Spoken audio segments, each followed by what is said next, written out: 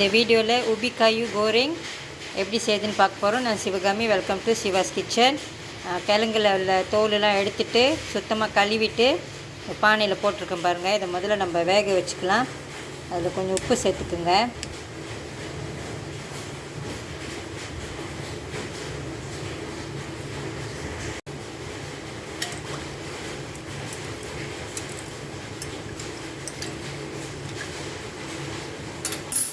நல்லா வேகட்டும்.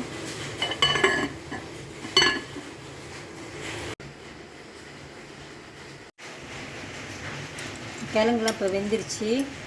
இந்த தண்ணிலாம் வடிகட்டிட்டு நம்ம அந்த கிழங்கு இப்போ இடிச்சிக்கலாம். இன்னும் அதிகமாக இடிச்சிக்கலாம்.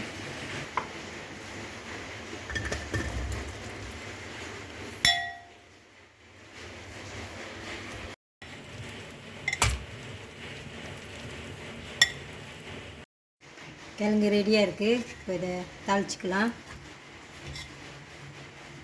எண்ணெய் சூடாகிடுச்சு. நான் முதல்ல இந்த இக்கன் பிலிஸை பொரிச்சுக்க போகிறேன். நெத்திலியை பொரிச்சுக்க போகிறேன்.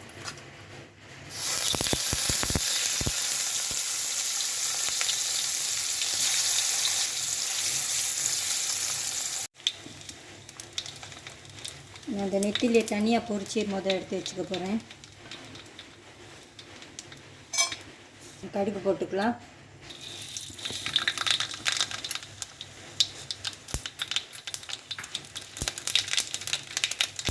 சின்ன வெங்காயம், கருவேப்பிலை, காஞ்ச மிளகாய். முதல்ல இந்த வெங்காயத்தை கொஞ்சம் நல்லா வதக்கிக்கலாம்.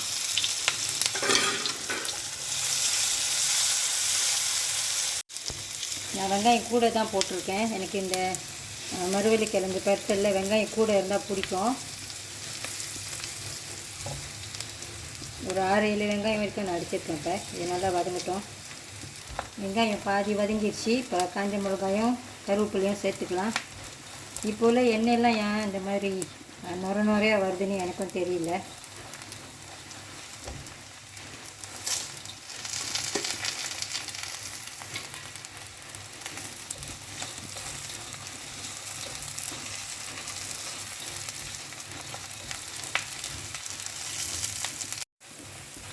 இப்போ கிழங்கு சேர்த்துக்கலாம்.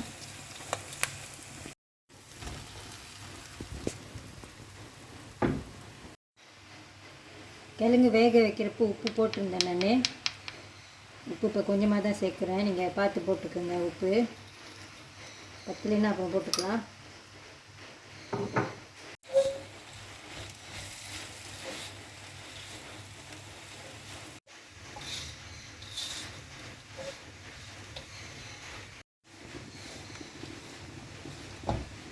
கொஞ்சம் பிளாக் பெப்பர் சேர்த்துக்கலாம்.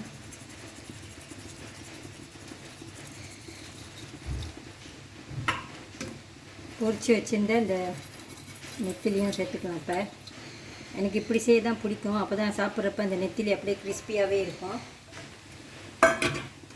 நீங்கள் வெங்காயம் கூட இதை சேர்த்து வதக்கிக்கலாம்னா. சிவாஸ் கிச்சன் உபி காயு கோரிங் ரெடி ஆகிடுச்சு. வெளியில் நல்லா மழை பெய்யுது. நான் கோப்பி கலக்கி வச்சுட்டு இந்த கிழங்கும் டீ டைமுக்கு சாப்பிட போகிறேன். இந்த வீடியோ உங்களுக்கு பிடிச்சிருந்துச்சுன்னா லைக் பண்ணிவிட்டு ஷேர் பண்ணிவிட்டு சிவாஸ் கிச்சன் சேனலுக்கு சப்ஸ்கிரைப் பண்ணிக்கோங்க. தேங்க்யூ ஃபார் வாட்சிங்.